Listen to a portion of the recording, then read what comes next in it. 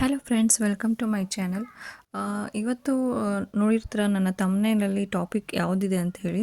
So ಹೌದು, ಗರ್ಭಾವಸ್ಥೆಯಲ್ಲಿ ಬಿಳಿ ಮುಟ್ಟಿಗೆ ಕಾರಣ ಏನು, ಇದರಿಂದ ಏನಾದರೂ ಅಪಾಯ ಇದೆಯಾ ಅಂತ ಹೇಳಿ ಇವತ್ತು ನಾವು ತಿಳ್ಕೊಳ್ಳೋಣ. ಸೊ ಗರ್ಭಾವಸ್ಥೆಯಲ್ಲಿ ಬಿಳಿ ಮುಟ್ಟು ಸರ್ವೇ ಸಾಮಾನ್ಯ. ಪ್ರೆಗ್ನೆನ್ಸಿಯಲ್ಲಿ ಹೆಣ್ಣು ಒಂದಷ್ಟು ಬದಲಾವಣೆಗೆ ಒಳಗಾಗ್ತಿರ್ತಾಳೆ. 9 ತಿಂಗಳು ಹೊಟ್ಟೆಯಲ್ಲಿ ಮಗುವನ್ನು ಸಾಕಿ ಜನ್ಮ ನೀಡುವಷ್ಟರಲ್ಲಿ ಹೆಣ್ಣಿನ ದೇಹದಲ್ಲಿ ಊಹಿಸಲಾರದಷ್ಟು ಬದಲಾವಣೆ, ನೋವು, ಸಂಕಟ ಬಂದು ಹೋಗಿರುತ್ತೆ. ಸೊ ಸಾಮಾನ್ಯವಾಗಿ ಮುಟ್ಟಿನ ದಿನಗಳಲ್ಲಿ ಬಿಳಿ ಮುಟ್ಟು ಅಥವಾ ಯೋನಿಯ ಸ್ರವಿಸಿಕೆ ಏನಿರುತ್ತೆ ಅದನ್ನು ನೀವು ನಾರ್ಮಲಾಗಿ ಕಾಣ್ಬೋದು. ಹಾಗೆ ಗರ್ಭಾವಸ್ಥೆಯಲ್ಲಿ ಬಿಳಿ ಮುಟ್ಟು ಕಾಣಿಸ್ಕೊಳ್ಳೋದು ಅಷ್ಟೇ ಸಾಮಾನ್ಯ ಕೂಡ. ಇದಕ್ಕೆ ಗಾಬರಿ ಬೀಳೋ ಅಗತ್ಯ ಏನಿಲ್ಲ. ಇದನ್ನು ಲಿಕೋರಿಯಾ ಎಂದು ಕರೀತಾರೆ. ಇದು ಬಿಳಿ ಬಣ್ಣದ ದ್ರವವಾಗಿದ್ದು ಅನೇಕ ಮಹಿಳೆಯರು ಗರ್ಭಧಾರಣೆಯ ಆರಂಭದಲ್ಲಿ ಮತ್ತು ನಂತರ ಕೊನೆಯ ತ್ರೈಮಾಸಿಕದಲ್ಲಿ ಹೆಚ್ಚಾಗಿ ಕಾಣಿಸ್ಕೊಳ್ಳುತ್ತೆ. ಯಾವುದೇ ವಾಸನೆ ಇಲ್ಲದೆ ಇದು ಡಿಸ್ಚಾರ್ಜ್ ಆಗ್ತಿದ್ರೆ ಯಾವುದೇ ರೀತಿ ಅಪಾಯ ಇಲ್ಲ. ಇನ್ ಕೇಸ್ ನಿಮಗೆ ಡಿಸ್ಚಾರ್ಜ್ ಆಗುತ್ತಿರುವಂತಹದ್ರಲ್ಲಿ ಏನಾದರೂ ವಾಸನೆ ಇದ್ದರೆ ಅಥವಾ ಯೆಲ್ಲೋಯಿಶು ಬ್ರೌನಿಶ್ ಏನಾದರೂ ನಿಮಗೆ ಹೋಗ್ತಿದೆ, ಬ್ಲಡ್ ಕಾಣಿಸ್ಕೊಳ್ತಿದೆ ಅಂತ ಏನಾದರೂ ಹೇಳಿದ್ರೆ ಮಾತ್ರ ನೀವು ಡಾಕ್ಟರ್ನ ಕನ್ಸಲ್ಟ್ ಮಾಡಬೇಕಾಗತ್ತೆ. ಇನ್ನು ಗರ್ಭಾವಸ್ಥೆಯಲ್ಲಿ ಬಿಳಿ ಮುಟ್ಟಿಗೆ ಕಾರಣಗಳೇನು ಅಂತ ಒಂದೊಂದಾಗಿ ತಿಳ್ಕೊಂಡು ಹೋಗೋಣ.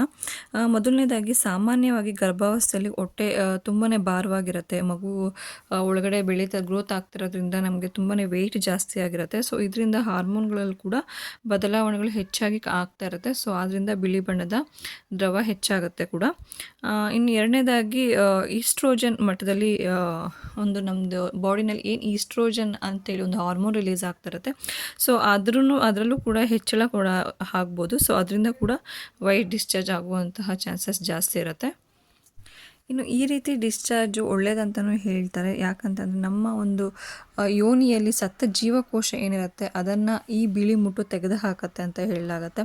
ಮತ್ತು ನಮ್ಮ ಒಂದು ಏನು ಜನನಾಂಗವನ್ನು ಸೋಂಕಿನಿಂದ ಅಥವಾ ಬ್ಯಾಕ್ಟೀರಿಯಾ ಆಗದಂತೆ ಆರೋಗ್ಯಕರವಾಗಿ ಬ್ಯಾಲೆನ್ಸಿಂಗ್ ಆಗಿ ಇಡೋದಕ್ಕೂ ಕೂಡ ಈ ಬಿಳಿ ಮುಟ್ಟು ಸಹಾಯ ಮಾಡುತ್ತೆ.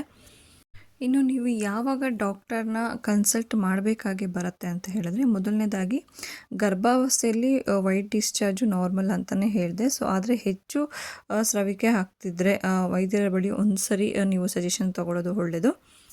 ಇನ್ನು ನಾನು ಆಗಲೇ ಹೇಳಿದಾಗೆ ಕೆಲವೊಮ್ಮೆ ಈ ವೈಟ್ ಡಿಸ್ಚಾರ್ಜ್ ಏನಾಗ್ತಿರುತ್ತೆ, ಸೊ ಅದರ ಆ ಬಣ್ಣದಲ್ಲಿ ಬದಲಾವಣೆ ಮತ್ತು ಹೆಚ್ಚು ದಪ್ಪವಾಗಿ ಹೋಗೋದು ಅಥವಾ ವಾಸನೆ ಕಂಡು ಬಂದರೆ ತಕ್ಷಣ ಡಾಕ್ಟರ್ನ ಕನ್ಸಲ್ಟ್ ಮಾಡಿ.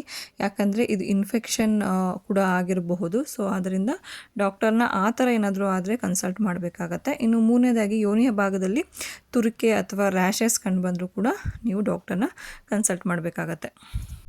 ಇನ್ನು ಬಿಳಿ ಮುಟ್ಟು ಹಾಕ್ತಿದ್ರೆ ನಾವು ಯಾವ ರೀತಿ ಅದನ್ನು ಒಂದು ಹೈಜಿನಿಕ್ಕಾಗಿ ನೋಡ್ಕೊಳ್ಬೇಕಾಗತ್ತೆ ಅಂತ ಹೇಳೋದಾದರೆ, ಪ್ರತಿದಿನ ತಪ್ಪದೇ ಸ್ನಾನ ಮಾಡಬೇಕಾಗತ್ತೆ. ಆದಷ್ಟು ಬಿಸಿನೀರಿಂದ ಸ್ನಾನ ಮಾಡಿ ಯೋನಿಯ ಭಾಗಗಳನ್ನ ಸ್ವಚ್ಛವಾಗಿ ಇಟ್ಕೊಳ್ಬೇಕಾಗತ್ತೆ. ಮತ್ತು ಹೆಚ್ಚು ಸುವಾಸನೆ ಬರಿತಾ ಇರುವಂತಹ ಸೋಪ್ಗಳನ್ನ ಅಥವಾ ಒಂದು ಏನು ಬರುತ್ತೆ ಒಂದು ವಾಷಿಂಗ್ ಲಿಕ್ವಿಡ್ಗಳನ್ನ ಕೂಡ ನಾವು ಯೂಸ್ ಮಾಡಬಾರ್ದು.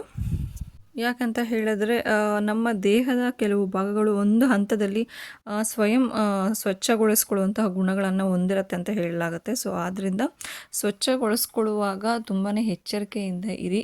ಯಾವುದೇ ರೀತಿ ಸೋಪು ಮತ್ತು ಕೆಮಿಕಲ್ ವಾಷಸ್ಗಳನ್ನ ಖಂಡಿತ ಯೂಸ್ ಮಾಡಬೇಡಿ. ಆ್ಯಂಡ್ ಆದಷ್ಟು ಕಾಟನ್ ಬಟ್ಟೆಗಳನ್ನು ಧರಿಸಿ.